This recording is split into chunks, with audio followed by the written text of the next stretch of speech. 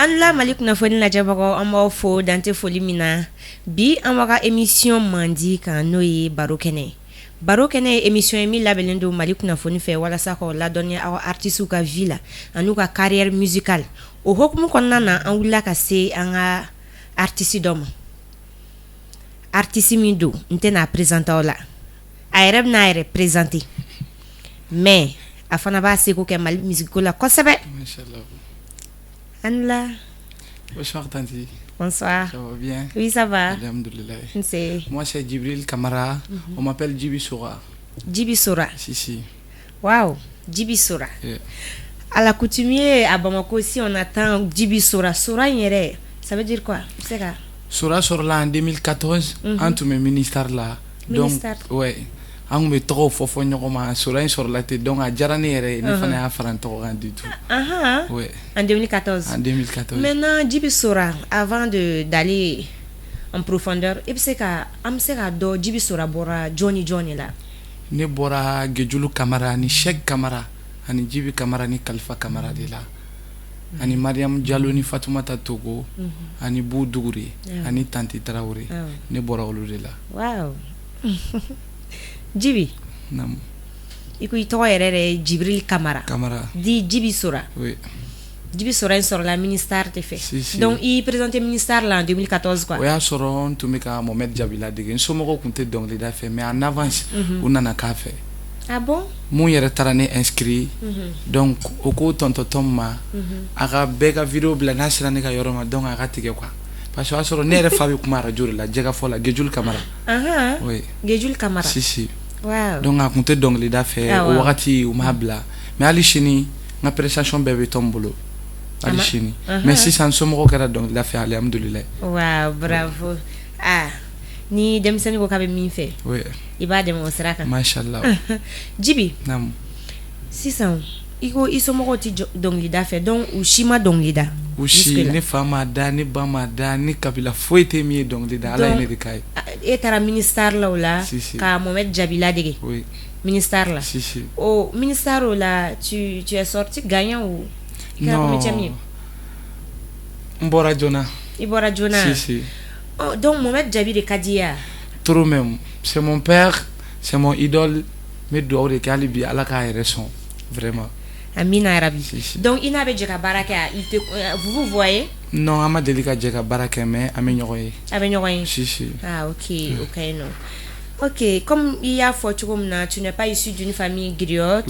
ni rien, mais c'est toi qui as été le premier dans ta famille à chanter. Oui.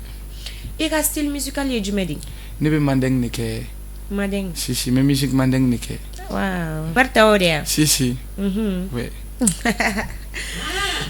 Djibi Sora. Ne bon pas faut Sora ou ni Djume. Ni bula ici soko. Mais Kamara fana Sora be. Kamara bula fakoli, furu ɲɔgɔn bula fakoli. Bura wuru bularu fariara. Bura woro bularu fariara. Jikiyo Natalu Bemba. Abe Kamara kuna abe Sisoko kunda. Ok. Album joli bibolo sugla san. Sisa ma album ke me morceau mbo breta je mo $1. Parce que ko say nango me album bo tanti jami ko ma Macedoni ko y démissionné ko ngata don ko vraiment monsieur musique la mais ngata don OK. Orekai. Igata don lentement et sûrement quoi. Oui. Djibi. Oui. Donc au amse kika âge doa parce que comme hier ko yedemseni. Le 7 septembre qui vient au Insamouay. Wow. Machallah. Djibi ma me fait ikika donc ni do dan plateau instant fait. Comment ya fi? Machallah. Muso kanyinde farafina muso kanyinde. Ngalu kanyinde ne balaka kanyinsa. Muso kanyinde farafina muso kanyinde. Ngalu kanyinde ne balaka kanyinsa. Aladiane mo muso kanyinde. Jamadiane mo balaka kanyinsa. Merci. Njara muso kany. Yeah. Donc il y a d'amener ça veut dire que on amena ñoko famille. Tellement muso kany. Il façon de dawla. Bana. Na danga muso korba ere kamanere ka muso korba be frère ke blondala. Mais tobili ke foite mami kay. Ma beke. Tu es le fils aîné? non ne kɔrɔkɛ kɔrɔba banna ne dalen bɛ min kan o fana bɛ Paris donc ne de bɛ jate denkɛ fɔlɔ fɛ awɔ oui c'est vrai i bɛ baraji caman sɔrɔ machallah Djiby oui émission in ka di dɛ i b'a suit a ka di trop n b'a suit Mali kunnafoni longue vie to k'a suit merci beaucoup Djiby maintenant on veut savoir i ko i ka style ye mandeng ye i ye kelen da ye si ni ala ye se kɛ Djiby quels sont ses projets ni ala ye se kɛ ne ye se min ka di ne yɛrɛ ye i n'a fɔ se min ka di ne wolobaw ye i n'a fɔ n'i bɛ dɔnkili da la i b'a fɔ n'i bɛna jatigi fasa da ala ka n'i kɛ fa sago ye ala ka n'i kɛ ba sago ye ala k'i k'i yɛrɛ sago ye mɔgɔ sago de y'i yɛrɛ sago ye waaw o ye tiɲɛ ne bɛ yaala toro n bɛ taa sumukɛyɔrɔ la ne ka sumu o sumu ni n bɛ sumu na dimanche jeudi ne bɛ wari kunfɔlɔ min sɔrɔ n bɛ fini kunfɔlɔ min sɔrɔ musokɔrɔba o musokɔrɔba bɛ kɛnɛ kan n b'a bɛɛ tila n tɛ foyi bila n poche kɔnɔ ala de ye n seere ko denmisɛnnin tigɛ ko ɲuman bɛ musokɔrɔbaw de ka di ne ye toro musokɔrɔbaw de ka di ye ni musokɔrɔba minnu bɛ yaala sigida la gitɔrɔnda ni ne y'u ye u ɲinɛ bɛ ne minɛ kuma tɛ mɔgɔ ma i yɛrɛ da quoi hali kɔsa in na musokɔrɔba minnu bɛ jɔyɔrɔpɔ in na Gabriel Touré ɲɛfɛ n ye vaccin complet 6 de kala n bɛ taa d'u ma a ma ban yɛrɛ n y'a bɛɛ kɛ gulogiba ye a ma ban musokɔrɔba ne k'u ye togo dɔ la a bɛ ne degun sinon an ka génération yɛrɛ tɛ an wagati la bana t'i la ni yiri i bɛ se ka dɔ kɛ ni ala ye se kɛ ne na ne b'olu de dɛmɛ ani denmisɛnnin fala minnu bɛ yen fa tɛ minnu na ba tɛ minnu na jigi tɛ minnu na ne b'olu de dɛmɛ machallah ni ala sɔnna ton jeune âge ni ambition ba in bɛ bi la ça veut dire que ni âge nana avancer ala ka a bɛɛ nɔgɔya amina yarabi ala ka baaraw amina yarabi Djiby donc i ko i bɛ se k'i ka morceau dama dama énumérer k'a titre dɔɔni fɔ an ɲɛna morceau dɔw bɛ yen n ye jatigikɛ dɔ bɛ yen Jelimuri Jabate n y'o fasa da dɔ fana bɛ Paris PDG Lilba Jajeba ka sɛngɛ n y'o fasa da Kadi John o ye n jatigimuso ye don o don jatigi don n y'o fana fasa da n ka morceau dɔ fana bɛ yen n y'o da musow kan filanan n y'o da Jarabi Su mana ko si o dɔnkili da iti mirala kuma numana la nianamo ngokuma ludiara nye ite mirala kanu dumana la dianamo ngokanu nudiara nye shumana ko dugumana je shumana ko ala dianamo ibe kalemi kenina shumana ko dugumana je shumana ko ala diane mo ibe kalemi kenina kalen kenila ibe bizu min kenila ibe kalemi kenna ibe bizu min kenna ala diane mo kalemani kuma lu mancha dunuya lu mankene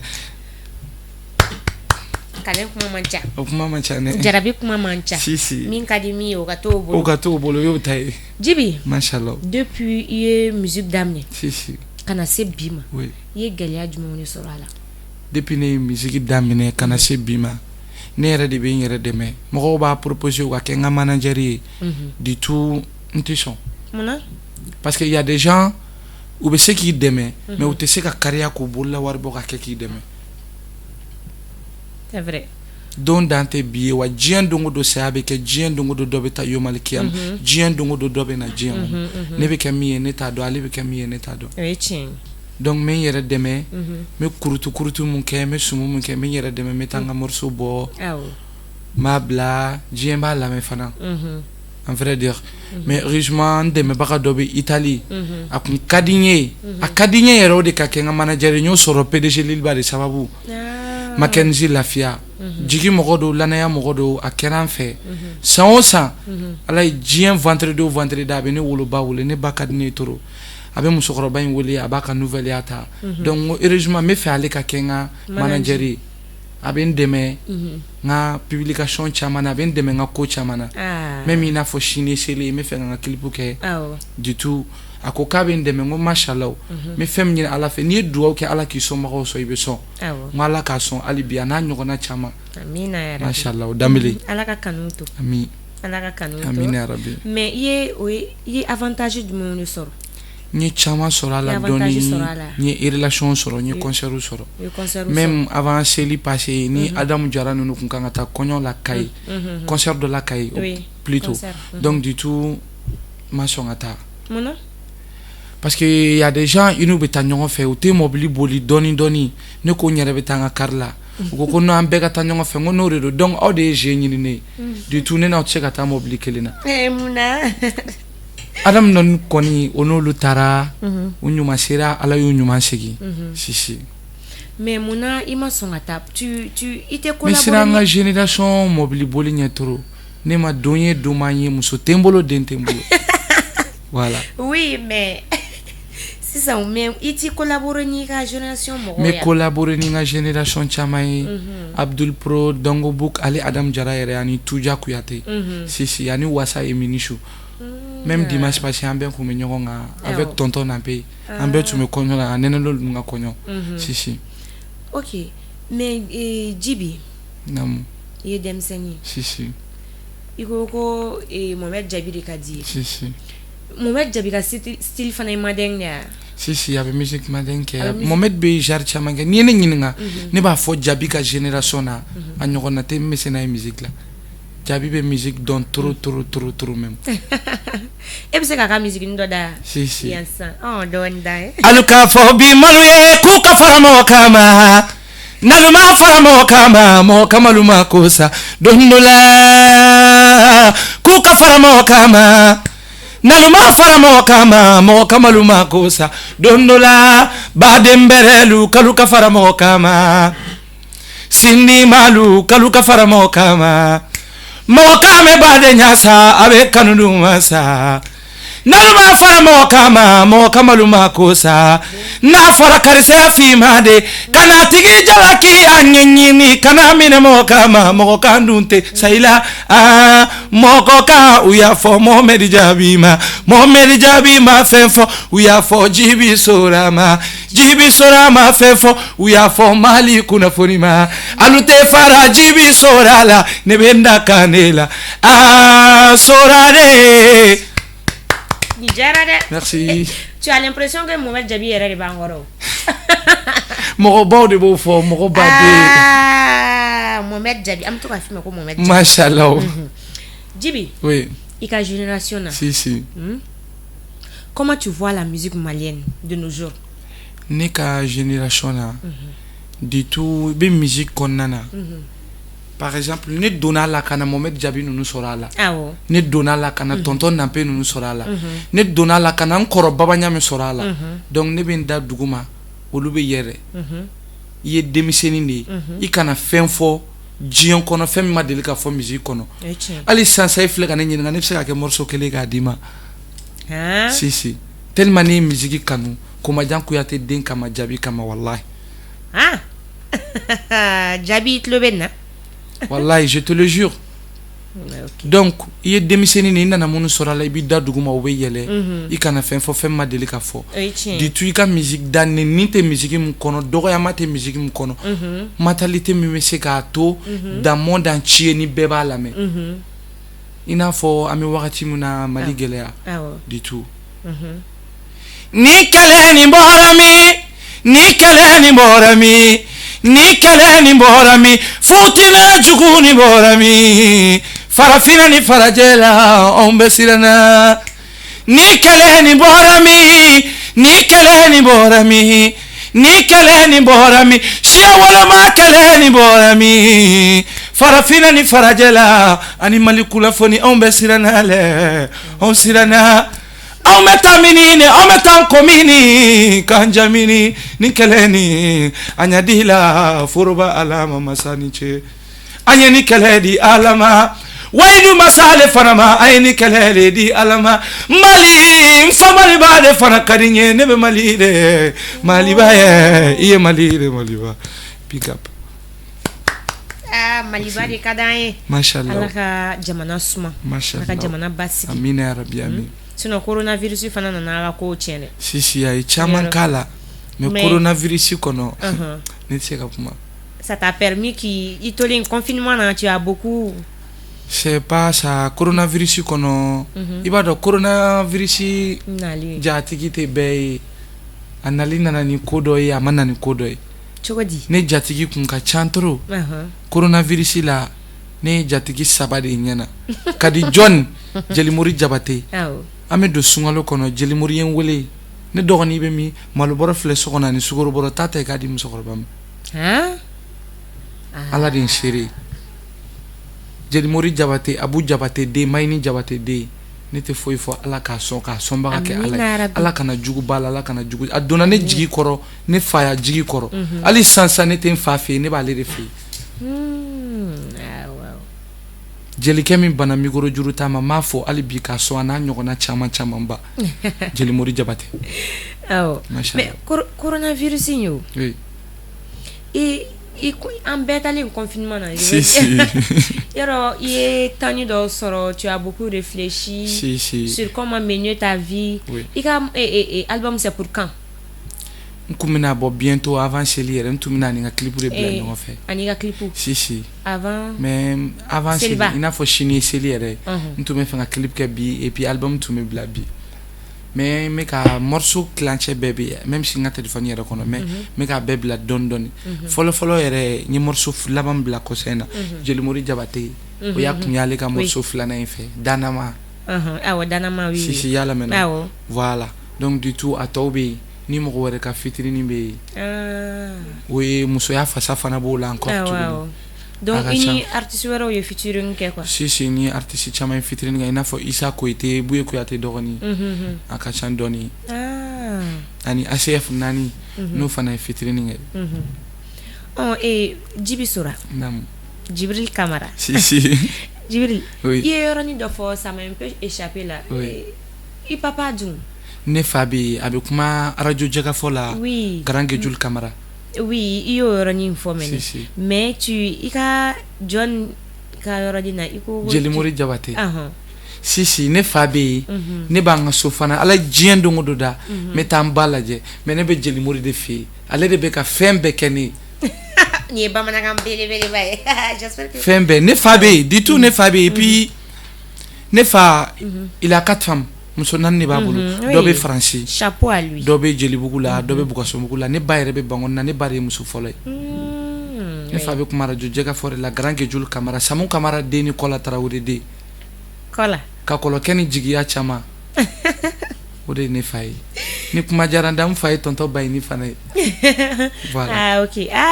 Djiby Sora namu bi woni ami malik na fonne laya si ika fanu be ki fleur mashallah wa ire kanga kuma kando foka adresse la si kuma kanyuma nundo ani dongli dumanu do mashallah rebe la ibe kuma kan jumene foka adresse ika fanu ni be kanu baga bela jalen fo fen ne kanu fen mamane kanu me bo Allah de yoro kanu de kira ke Muhammadu sallallahu alaihi wasallam kisini ne mabayi arama de kera toko ite jabe ina fi be jabe to komi ma nyine ala fe fana ala kana jabe fen kanu fen man kanu abe fen nyine ala fe nete ke ala ka do ma nyine ala fe ala ka no wi kanu kuma mancha amina arabi mashallah malik na fonne ni et puis émission yi baro kene ni kene ni kan amina ni artiste yi si ku ka vie benye foy mashallah vie dogolo ni minu be kene kan si ouais donc à connecter ka cliquer j'aime ka mashallah oui Djiby Sora ika morceau nununa nam iko ye morceau do bois c'est akachabi mo bo si mais il faut que ika essayer ka à trier ka album bo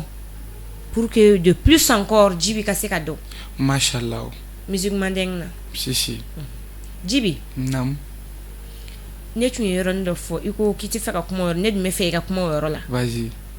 jeunesse musique oui musique quel regard as-tu sur la musique malienne quoi parce que musique là il est écouté dans la famille mo ba foko tu sais pas pourquoi le papa a dit que ika na dongleda si maintenant mune be mali musique ko la bi il renya be mune là est-ce que artiste ou be dongli minu be kada c'est instructif ou destructif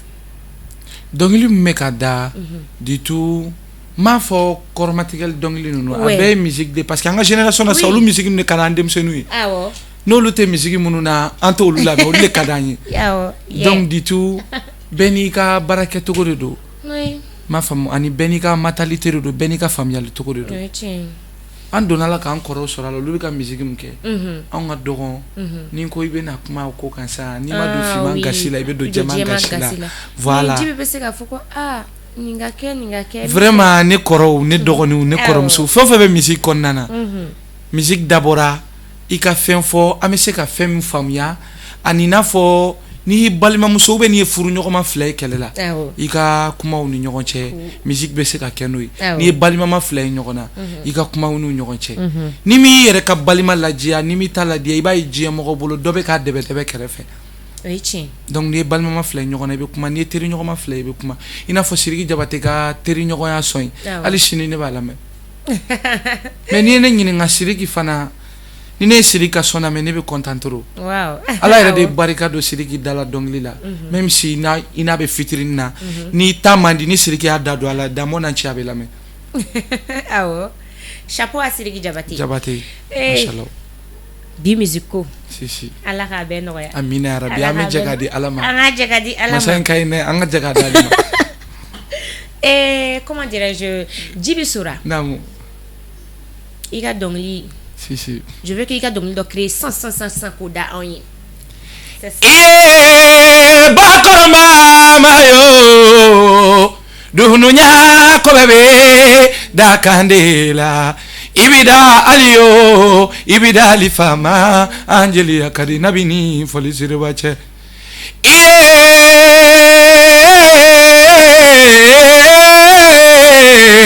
mali kunnafoni ni fana diyara n ye ne b'aw sara kɛ jeliya ye nin tɛ kɛ ne la nin tɛ fɔ ne ma ko duma caman na fɔ kɔ mali kunnafoni mɔgɔlu bajurujuru de filɛ saga ni saga ɲawule fɛn ɲuman ni kɔrɔ duman bajuru kɔrɔni bajuru ni bajuru mpayi a bɛ kɔrɔlen ka dama fɔ nka a tɛ kura fɔ a fɔra jigiya jɔgɔrɔmɛ kamalen awa kale latamba madu da kolo o kɛra fure baba tɛ wuli tuguni a fɔra Abu Jabate la sɛgɛn Jeli Mori Jabate n y'a fɔ Jeli Mori ye don min na o don fana ni bi tɛ kelen ye a ye jigiya ɲuman ta Djiby Sora ye Mayini Jabate la sɛgɛn Jeli Mori Jabate bajurujuru min filɛ ne t'a da mɔgɔ la ko sanu b'i bolo n t'a da mɔgɔ la ko miliyɔn caman b'i bolo bilahi Djiby Sora ta fɔ mɔgɔ ye ko miliyari caman ne fana b'i bolo ne ma fɔla mɔgɔ ye walahi bilahi minnu kɛra ale layidutigi ye kume cɛ caman la kan t'i la kan bɛ cɛ caman la kun t'o la nin bɛɛ lajɛlen bɛ mɔgɔ caman na i ma dɔn layidu t'o la layidu bɛ ne yɛrɛ la Mali kunnafoni mɔgɔw olu fana na u ni su a ye su laminɛ Djiby Sora ye tɔgɔ sababu ye su fɔra de ŋana caman kɔ sɔgɔmada joona fɔra de ŋana caman kɔ i ye jeliya de jeliya i ye jeliya de jeliya man di tuguni ne fa ma jeliya kɛ ne ba ma jeliya kɛ walayi bilayi jabaru masa ye Djiby Sora sɔn mikoro juru la Bamakɔ ko ne ka to ka denmuso dusumani den ka dusumalu ɲɛnajɛ nɔni diɲɛ ka ban de Mali kunnafoni mɔgɔlu duwawu min bɛ Djiby Sora de fana bolo k'a fɔ aw ye Ala kana la jugubaw la wala kana jugu saw la ne bɛ duwawu de kɛ a bɛ fɛn min ɲini jabaru wayidu de fana fɛ Ala ma dilaw ma foroba Ala ma dilaw ma balimaya la balimaya ɲuman de ka di a y'a barika Djiby Sora ye tɔgɔ sɔngɔba ye tɔgɔ tɛ muso bɛɛ de na a y'a barika kanu ni di an ɲɛ la big up à vous merci beaucoup wow abarika merci beaucoup abarika ata fatene abarika ani jenda man se ka foyi fi abarika ko abarika oui Djiby namu donc ni njara merci beaucoup tanti Djiby mais il va falloir que Djiby ka telia nanga fin quoi album yi machallah men telia ni ala sinon c'est long ça amena me ka kono quoi tanti album fana morceau da tene senge ne bɛ se ka hali morceau naani kɛ studio la su kelen a tɛ n tɔɔrɔ e ni ne bɛ n sigi sa an bɛ baro kɛ ne b'a kɛ son ye mais i bɛ instrument musical dɔ instrument dɔ ka di yan tu joues des instruments mais j'ai un tout mais j'ai arrangé chaque samedi non instrument genre guitare ou bien piano kora de ka di n ye wa n ye kora kanu kulen ni Ahmed Jabate be to ka kulen ke me to ka fo Ahmed ma ko fa ni kura kanu Ahmed de kama wallahi ayre ko ka be nga album ke gadia me ko yala de kadine ko ne ka yala bla ne ka baraka ngo mon père nyame yala bla ka baraka si donc il se ka Ahmed Jabate il se ka doni ka kura la me sente se kura piano de kadini ni dongli da yere de kanu ni dongli da kanu Mohamed Jabi kama et puis ne babe firike ni ne be boni firike minoni ne be Jabi ga dongli da fo kana ne ka dongli da lay Mohamed Jabi faut ite doa ni barka Jibi Sorai kanu de si faut ite doa ni barka de bo oichen ne Jabi aya bata to ko minere bata te kuma te me munu me kan su nye bala ube temene la kaneto bulonda furana ube temena kan to chauffeur la ne babe shoni mogoroni ni soko ani jegari firi mfaka bulonda la shuoshu meta sugun kula la mesegi meta nasa mena pomme terre woro me soko tege ma do kala la me yoro joshi me duba de kono me mugu tente me dugene fura me nyegen ko ala de nyebe ina fana ni ya galon tege ni willa kan se inflam ne ala de nyaba abi nyine ala de yoro foite barikade ni jembe jera ki se goro macha ibolo flabe ala bulate wuli foite barikade bo mashallah Jibi dem sen tega ko moi abi makoroba dege no ni continuer ni chemin fait ni ala sona mogo bi badwo ni si ite to ko comme yere a famille si wa yere be milium na foita avancer bolo ni badwo te somate morite la to dalate ba dugu la faseli ala bana Jibi mo dorone ke mo de ni nyogona bela jalen fe ni mi mese o kaseli ni tese ala jien dongo do da ala be mo ko kurabe na jien kono mo ko kurabe ta yo maliki ama sha yere be sa saka kunu ye fadi nya gansa yi ma fongo soma tese ma fongo mori tese ni ka dogon bolo fla ben ko me dugu kla fe seli ka ala wele ka barika nyini ki da duguma foi de to bo jien kono ani ni be se ibe fala to musokoroba munun do jion kono to ika vaccine ta fait sababe fon génération la demsen be vaccine sur konyoro la ibe fon vaccine fait sur ma fi kana kaliba be kaliba c'est forcé même musokoroba ni ay to do la vaccine bi bolo ni se ka kala sharp la ibe warda ka iba di musokoroba ma ala yere bo sutura bika oti boye kan fi faut ite ngania de bo parce que be sutura munda voilà faut ite ngania de bo ngania doronganya ngania na dron abana peu kuma bana voilà ne ma do musique la ko wari ko la ma do ala to ko la seulement ne donna la Jabi voix quoi barga ere de be Jabi la kuma bla donc li daire de kun kadine yere de Jibi si ikara école la école ka ni école ke ni ça va au bec ni musique de fou no fente patiente ke ni mana ta école so la ne nga metru kadi bon si mais ni musique mais au fin de leçon mais no ne ministère que chien ça va antita chien nanna ne tara si o chien nanna moso do tumbe kotita donc o tara inscrit ne de tumo ni konyo bu fe ne de ba sumu ngani de be ne de ba ke donc o tara inscrit à ton jeune âge définitivement kala ere de fe ni microte. Donc, ça veut dire qu'il y a une musique d'amener depuis 100 depuis 9 ans, 8 ans. Depuis mes zigri da classique, on a un 6e monsieur qui m'a fait ma. Connais qu'à se gars quand tu connais. Il peut se zigri là. Mais t'as sur les mots, on a une fine. Problème t'as la même fois. Alakira Mamadou, Alakira Mamadou Nyomada. Alakira Mamadou Nyomada. Ame soli ke kiraka Mamadou Nyomada. Alakira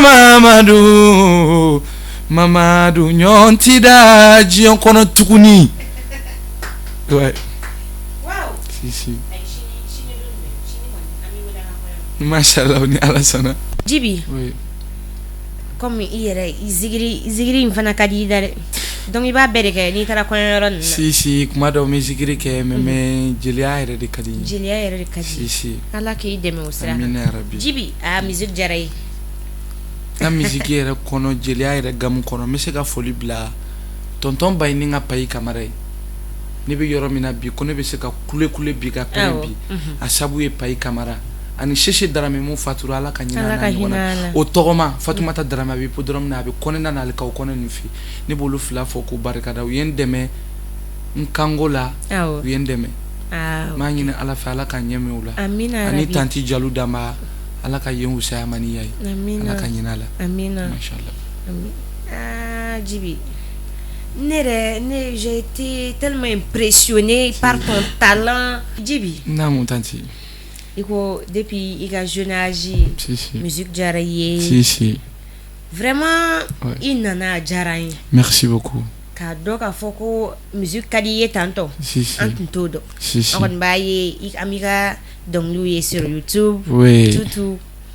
mais ka doka foko ni bébé Djiby Kola ne tunto ika fanu fana tunto si conta donc ni baro kene ni o émission ni ka bella donia machallah artiste ka vie la aka carrière musicale na ka vie privée si dobe dore mais ka ta profondeur là si amore ke ame masala ore kaga ore baro kene tien Djiby oui chama forade si mais mo wer jabi kadi si it me sega nanayo ama ale sikia o fana tiene yoro d'accord chez big up à toi faut Paris oui machallah on big up à mon père faut Paris oui Djiby oui ika dongli ni labani dakat la ki la di conseil laban di voilà ça comme on me ka sanga émission dumani kunje yoro la non Allah sona oui danna mayo laidu mayo iye jati kera danna mayo laidu mayo iye jati kera laidu tiye jeli mori danna jeli mori laidu ti ngokulu sibe chama fe wote danna mai bafula be chama fe wote danna mai guloki be chama fe wote danna mai iye jati laidu ti jeli mori jabate ni fola unsela lamine marakabala maini la senge dana mama saluma chatuguni jabate abu jabate la senge dana mama saluma cha nebe jeli modi fo deni ala ala dana mayo laidu mayo iye jatigi okera laidu tigi mali kuna foni mokolu aluni che bonyala mali kuna foni mokolu aluni che karamala ngogulo kibeche chamafe ote dana mama salu oniche laidu masalu oniche kewale masalu oniche jigi masalu mali kuna foni oniche merci yeraniche abarka chendong ni fasa jara ni ne kele ni fasai abana amena abone fajeli muri la ka ni kele am ibe o toboy ni ala sona ibe o tatoi ibe awatra wereta mashallah tura magani kake jabagi tuma mari amoro iba tura matiba zozare jo tura ma atamba iba tura maba zozare jo tura ma alute jonni kalaladi kari tarawere zozare jo turama turamagane kageja turamagane dani sanji muge musani muge ratuma turamagasi kari tarawere abe akili jigi ne yere la kari joni na joni turamagasi seladi ibe makaluma oluko selete kelefembo tamadi ibe makaluma oluko tamate kelefembo wallahi ba murude dirale ibe makaluma oluto murute kelefembo tura magane kageja eni wulala masadi ala ne bisaraka jaliye bika pata tura magasi merci ouais jonga do bembulu kene mai problem to intlala ni ala so modi mai betano eso ni ala na kira sana obi deme abana ka taballa bo ka yoro ka sun kwa la competition jarai na nga wele jabi o jarai est-ce que la dilikan la ban wara be kuma kan la ban wara be ma min fo an reti min do jibi sura kola imo o fo an ou bien be fe ko fo an sans iko fo an vraiment tanti yenyi nga jarai trop ali sini kuma caman mi fɔ u ye kuma caman fɔ mais ne kulo b'a la ne ɲɛ t'olu la ne ɲɛ bɛ n ba de la o de ka ɲi u bɛ kɔ kuma to yen u bɛ fɛn fɛn fɔ o y'olu hakilinata de ye voilà o tɛ ne hakilinata ye quoi donc du tout ne b'a ɲini kanubaga bɛɛ lajɛlen fɛ mɔgɔ mɔgɔ bɛ fɛn fɔ ne kɔfɛ i bɛ fɛn fɔ ne ɲɛna du tout ni mɔgɔ b'a la i bɛ fɛ k'a dɔn ne yɛrɛ Djiby Sora ye mɔgɔ min ye ne ye mɔgɔ nafasuya min ye gɛrɛ n na mais n yɛrɛ f'i ye n'i ye fini min fana ye n'a diyara i ye gɛrɛ n na n tɛ mɔgɔ jugu ye n m'a d'i ma i ye samara min ye sen na n'a diyara i ye gɛrɛ n na n tɛ mɔgɔ jugu ye n m'a d'i ma waaw i bɛ tila ka fini in di ne ma machallah o bɛ d'i ma i bɛ t'o di tonton ma awɔ ala sɔnna merci ni ala na kɛra émission diyara merci tanti a diyara trop ni tun y'a ni Djiby Sora de ye di Djibril Kamara si émission na baro kɛnɛ kan Djiby Sora ye jeli denmisɛnnin don si on me sait qu'à faire les mako jeli denmisɛnnin don parce que un jeune qui a 20 ans et puis qui a tout ce talent là il doit être encouragé machallah il doit être encouragé machallah Djiby ka fanu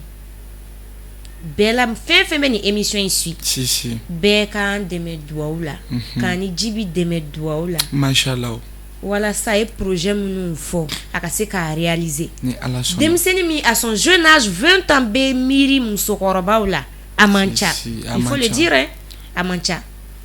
et il faut toujours reconnaître le talent si il est talentueux il a tous les atouts pour être un grand chanteur donc